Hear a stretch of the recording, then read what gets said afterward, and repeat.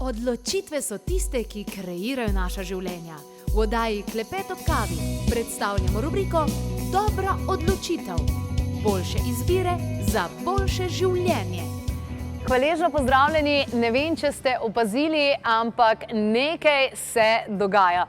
Ogromno, preveč pravzaprav, če tako gledamo, je žensk, imajo neke ciste, miome, endometrioze, neke pregrade in tako naprej, ogromno tudi neplodnosti. Tega je vse preveč, ampak ne dogaja se samo pri ženskah, to se dogaja tudi pri moških. Moški imajo težave z tem libidom, pa tudi z, recimo, ne vem, zadnjič sem slišala od enega kirurga, da zdaj kar veliko tudi izvajajo tega, da moškim prsi zrastejo in da jim potem, ne vem, odstranijo pa take zadeve, da so drugače formirani moški spolni udi in da tudi moški so mnogo bolj neplodni, kot so bili včasih.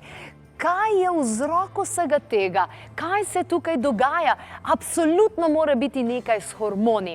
In kadar govorimo o hormonih, vemo, kdo je v Sloveniji najboljša sogovornica, ki ima ogromno znanja, ki ga je pridobivala z leti, desetletji, preko svojih lastnih izkušenj in seveda tudi z različnimi izobraževanji, med drugim tudi v tujini. To je Simon Godina, ki ženskam in moškim pomaga tudi preko svojih spletnih delavnic, takih različnih. In ja, tematika pa seveda hormoni. In verjamem, da bo Simon povedala kaj več o tem. Kar naprej, dobrodošla, lepo pozdravljena. Evo, pozdravljena. Živijo. Se pravi, so hormoni krivci za vse te stvari, ki se dogajajo, za to statistiko tudi je? Ja, hormoni, pa ne samo hormoni, tudi okolje in naš življenjski stil.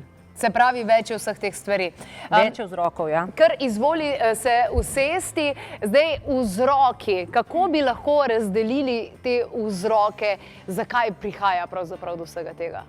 Ja, vzroki, da imamo mi probleme z hormonskimi, pač to, kar si povedala, ne, pač z temi problematikami, tako ženske kot tudi moški, kar se mogoče danes premalo govori, a ne, te pač patološke spremembe zaradi pač te estrogenske dominance, odnosno prevlade estrogena, a ne, so stres, tako da stres je številka ena, tako da ženske ustavce morate. Ne, ustavce moramo zregulirati, se moramo, potem prehrana. Prehrana je zelo pomembna, zato ker prehrana ni samo kalorije, pa hujšanje. Vsi to, kar ješ, kar drži. Ja, v bistvu vsi to, kar absorbiraš, pa kako to gre. Potem pa tudi okoljski estrogeni, odnosno posnemovalci estrogenov, ti hormonski motilci, ki jih tako ponavadi to slišimo, ne? In seveda tudi ta presnova estrogenov naša je pomembna, ne? Kako se to presnavlja, tukaj je en del tudi prehrana, zelo pomembna in ta genetika v bistvu, ne? Tako da ta genetika tudi je nekje zelo pomembna. Zdaj, jaz sem veliko, 10 let nazaj sem poskusila kontracepcijske tablete. Ampak nisem dolgo vztrajala, ker meni se zdi, da to je noro, kaj ti naredijo take stvari. Je tudi to krivec, pa ne vem, te antibiotiki, ki jih kar precej dobivamo na recept in tako naprej, ali prispevajo tudi k temu, da estrogen, progesteron, da to ni tako, kot mora biti? Zdaj takole, no, kontracepcija je pač eden od nekih ksenoestrogenov, to pomeni zunanjih estrogenov, ne? Kot so hormonski motilci, pač od plastike, kemikalij v kozmetiki, pesticidi in tako dalje. Tudi zadnjič smo imeli, tudi naše črevesne bakterije lahko ustvarjajo hormonske motilce, ne? Tako da kontracepcija je en delček tega, ne? Tako da zdaj dostikrat je lahko koristna, če jo pravilno uporabljamo. Torej, jaz sem zagovornik, da moramo mi kontracepcijo pravilno uporabljati. In če naše telo pravilno presnavlja estrogene, potem je tudi ni toliko obremenjujoča. Tako da pač kontracepcija ima svoj namen.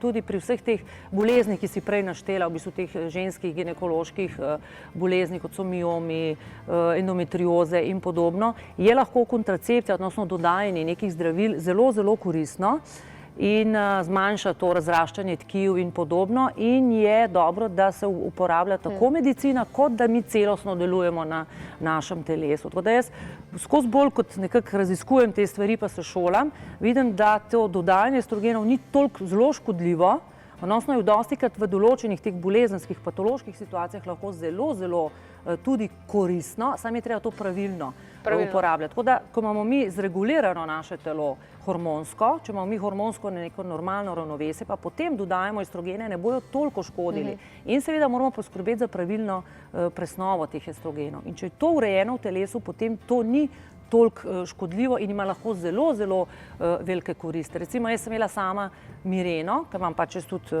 probleme z endometriozo in izven maternice, v črevesju, in je lahko koristna, zato ker zmanjšuje to razraščanje tkiv, ker ta tkiva se lahko razrastejo ne samo na pač rodilih, ampak tudi izven na črevesju, pa tudi na pljuča lahko udari. Tako da je dostikrat upoštevanje medicine tukaj, ki je že zelo napredna, glede tega, tako da tudi to ni, zdaj niso te estrogeni, ki so bili toliko in toliko let nazaj, ampak so to zdaj neki novi pač hormonski pripravki, ki so lahko zelo koristni, zraven tega pa delamo celostno. Tako da treba je razlikovati eno hitro pomoč, pač da telesu hitro pomagamo in tukaj so zdravila ključna. Potem pa mi zraven tega lahko delamo dolgoročno, pa potem vidimo, ali to še potrebujemo ali ne. Seveda, kontracepcijo rabimo tudi zaradi pač preprečevanja nosečnosti, tako da jo je pa pametno pravilno uporabiti, odnosno tudi poleg tega telo zregulirati. Zdaj, simptomov je kar nekaj, ki smo jih seveda zasledili na tvoji spletni strani, ker imaš ogromno teh tudi takih testov, da lahko že kar nekaj odgovorov dobimo in vse ostalo in tudi napovednikov za delavnice. Teh simptomov je zares veliko. Vsaka ženska se najde v kakšnem od teh simptomov. In tudi na delavnici greste bolj konkretno v to. Ampak a jih lahko razdelimo v kakšne skupine, glede na to, kaj se dogaja, progesteron, estrogen, te razmerja ali kako? Ja, pri estrogenski prevladi v bistvu so tri nekako skupine. Lahko ste vse, lahko padete vse. Estrogenka z premalo koristnega estrogena, potem estrogenka z preveč škodljivega estrogena in s premalo progesterona pa preveč estrogena. Tako da estrogenska dominanca ni vedno samo preveč estrogena, lahko je motena presnova estrogena, da se nekje tudi nepravilno presnavljajo estrogeni, ker estrogen ima tri poti, kako se pretvarja. Lahko imamo premalo progesterona, to je zdaj ona zaznavama. Ženske že po 30. letu večina premalo progesterona, tukaj je stres tudi ključen. Ne gre samo, da je preveč estrogena, ampak je premalo progesterona tudi zato, ker smo v stresu. Ker takrat, kadar smo mi v stresu ali pa zaradi nepravilne prehrane, recimo preveč sladkorja, preveč visokega glikemičnega indeksa, kot so škrobi in podobno, to niha inzulin, posledično niha kortizol, telo je v stresu, tvori več stresnega hormona in zapostavlja te spolne hormone, recimo, kot so progesteron, in to čutimo pred ciklusom, pred menstruacijo, čutimo smo razdražene, napihnjene, boleče dojke, tudi so potem boleče menstruacije. To je premalo progesterona. Lahko tudi preveč lije, recimo. Ali lahko recimo s hrano to reguliramo v tem smislu, da... Hrana je tukaj zelo ključna. Greva kar tamle mogoče pogledati, ker imava nekaj zelenjave? Zdaj, hrana je pri hormonih zelo pomembna. Zdaj, ko smo rekli progesteron pa sladkor. Sladkor v bistvu niha inzulin, posledično vpliva na kortizol in na ta način tudi lahko supresira progesteron. In to čutimo kot neki PMS.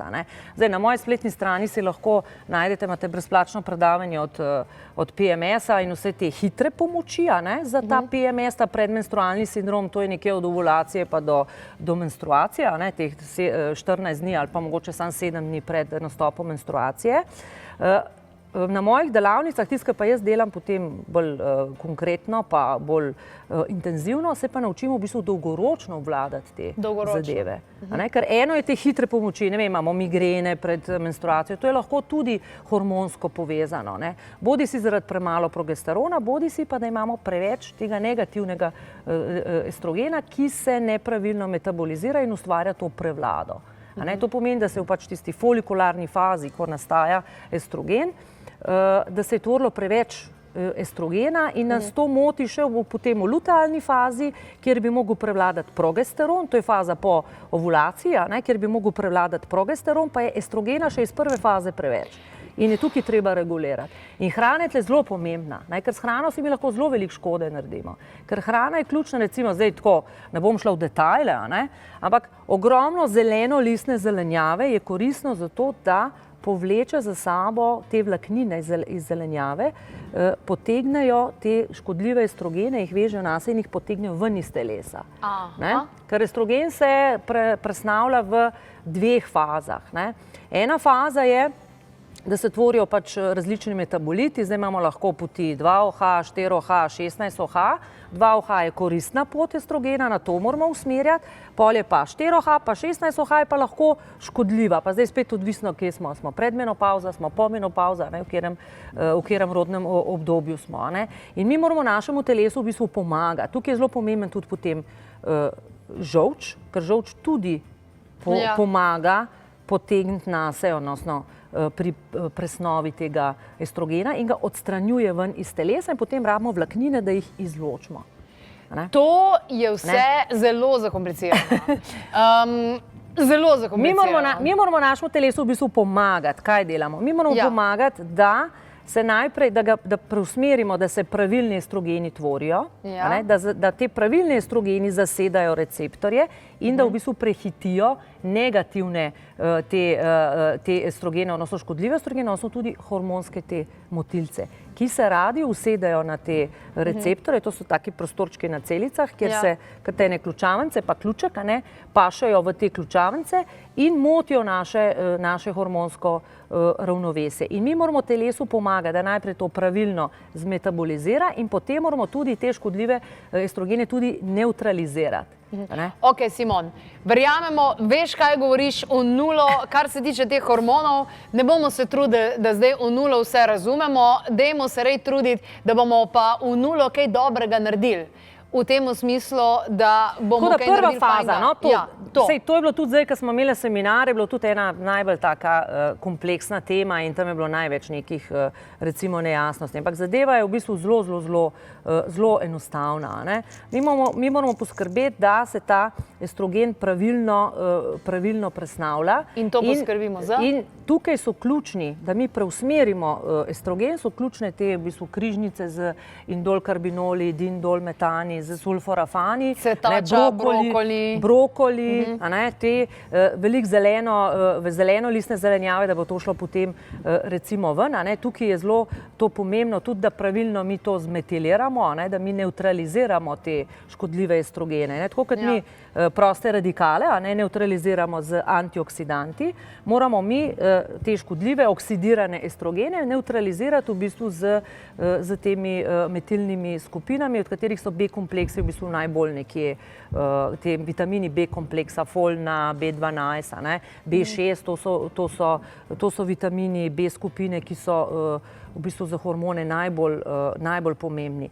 In seveda zminimalizirati stres, da mi ne ustvarjamo še dodatnih hormonskih neravnovesij v telesu. Prav cajt spat. Je to zraven? Ja, poleg prehrane se moramo pa mi naučiti tega bioritma, ker mi si ta bioritem tega kortizola in naših hormonov vržemo iz tira že s prehrano, zato ker z sladkorjem to preveč niha, ali pa z nepravilnim bioritmom, ker se preveč oddaljimo od naravnega bioritma našega ženskega, da rečemo. Tako da je treba upoštevati ta dnevni bioritem, pa pol še mesečni bioritem skozi te faze ciklusa. Tudi mesečni. Pri meni v življenju je največjo spremembo naredil pri parih zadevah. Pri prvi zadevi, ko sem odkrila vitamin C, pa da ga imam več kot očitno veliko premalo, potem pri B-vitaminih, potem pri probiotikih zaradi napihnjenosti pa te zadeve, ampak najbolj sem pa nase ponosna in si hvaležna zaradi tega, ker sem začela prav čas hoditi spat. Zdaj res grem ob 9 spat, zadnjo uro, nobenih televizorjev, ekranov, karkoli, samo knjigica in se zbudim ob 5 ali pa recimo 6 zjutraj in to mi je naredil najbolj pozitivno spremembo v življenju. Ja, zato ker si v bistvu uravnala ta ritem kortizola nekako. In se to potem lepo uredi in ni čez dan to nihanje in potem tudi ni čez dan toliko želje po sladkem, Ker to se dostikrat pojavlja in je to zelo pomembno, tako da nočno delo nas vrže iz ritma. Se pravi, nočne ptice ne obstajajo, samo neuravnovešeni so. Ja, pač tako, naravni ritem svetlobe in kortizola je pač tak, da se moramo te nekih naravnih zakonitosti držati. Tudi jesti v pravem času. Zakaj se po zimi recimo zredimo? Zato, ker je prej noč. In telo se prej odklopi, prej neha z metabolizmom, presnavljanjem, mi pa še kar jemo. Simon, na delavnicah učiš veliko teh stvari, tudi ljudje potem razumejo, se naučijo upravljati s svojim telesom, pa bi bilo fajn, da bi že. Ampak med drugim, kaj jim svetuješ za to, da znižamo nivo stresa? Ker o čemerkoli v naši oddaji govorimo, o čemerkoli je, kjerkoli tematika je, vsi najprej povejo, znižaj nivo stresa. Sej, to je tako, zelo že ena taka zguljena, zlorabljena tema. Še vseeno smo v stresu oziroma napeti. Zdaj, jaz pravim, da se je treba pravilno organizirati. Tudi za ženske je recimo tudi neka nova prehrana stres. Ker se moraš drugače zorganizirati. Če bi jaz rekla zdaj, kaj je treba izločiti, če hočeš svoje hormone zregulirati, predvsem je treba pač to, itak sladkor, bela moka, to gre ven, ampak tudi, ne vem, recimo ena malca, kot je pirina žemelca z bio jogurtom, to je tudi skregano s hormoni. In je tukaj treba malo več zelenjave. Mi premalo zelenjave pojemo. Se pravi, za sabo korenčke narezane. Pol kile najmanj na dan. In to zeleno listne čim več. In zdaj treba to v pač tiste obroke, ki jih imamo na dan, nekako vključiti. In ena protistresna meditacija je lahko tudi rezanje zelenjave in priprava zelenjave. Tako da ni treba zdaj sedeti pa meditirati na prazno. Ampak se lahko tudi priprava zelenjave, trebljenje, pranje, rezanje, pripravljanje je tudi ene vrste meditacije. To sem jaz ugotovila, ker to zdaj zadnje čase zelo veliko počnem. Jaz sem za svoj seminar, ženske so tako bile malo presenečene, sama za tistih 40-50 žensk skuhala kosilo, tako, kot ne bi si me v bistvu same pripravile. In to zjutraj, ko se šminkaš, ta čas, ko sem se šminkala, sem jaz dala to skuhati, sam se je treba pripraviti. Treba se je pravilno pripraviti, zrezati, si to malo organizirati in ko si vi to organizirate, je to čist druga zgodba. Jaz lahko iz prakse povem, da ženske, ki tudi pač moje, ki delajo v delavnicah ali pa še prej, ko smo delali individualno, vidijo razliko. Ker vidiš ti razliko na ciklusu, manj si razdražena, manj boli, manjši krči, manj glavobolov, potem počasi dojameš, da je to lahko koristno. In takrat se začnejo potem res prehrane držati. In zadeva je sila enostavna. Da je vredno, ne? To si zvagajte si, koliko je, ne vem, brokolija, cvetače, ne vem, 300 gramov recimo, si zvagate, da vidite, koliko je tega, ne? In mogoče bolj odstranimo neke pirine žemelce, pirine testenine in jih zamenjamo z zelenjavo. Ja, pač nasploh te žita niso najbolj primerna, ker je tudi preveč teh škrobov, pa tudi gluten je lahko problematičen, o tem bova kdaj drugič od glutenu. Tako da čim več zelenjave. Ne se obremeniti s tem, da morate nekaj odstranjevati, ker to je tudi stres, da gremo na neko dieto, to je tudi lahko stres. Rajši začnite dodajati. Začnite dodajati zelenjavo. Enkrat na dan najprej, da vam uspe, pa potem dvakrat na dan. Ker mi kovči v bistvu to učimo. Jaz učim, da mi nekaj spreminjamo, nove navade delamo. In zato je fino, da začnite dodajati. Pustite to, kar je treba odstraniti. Pa tudi, če ste pojedli kakšno tortico, če boste vi zraven ene tortice pojedli skledo solate, bo to čisto drugače delovalo na hormone, kot če ne boste tega zraven pojedli. In pol, ko boš ugotovil, koliko si fajn, boš imel več motivacije, da bo odpadlo samo od sebe. Točno to. In telo bo samo se zreguliralo in ne bo hotlo več sladkorja, ker smo zasvojeni s tema, ne? Tako da se bo samo zreguliralo in pa boste videli, da to sploh ni tako zelo grozno. Iz tvojih ust v božja ušesa. Najlepša hvala, Simon Godina. Drugače pa res vam priporočam, da si na njeni spletni strani, da naredite tisti test, ful fajn stvar, taka res koristna za vse ženske. Vsi smo lepi, vsi smo pametni, vsi smo pošteni. Tlele, ko govoriš o karmi, se ne gre samo za to življenje.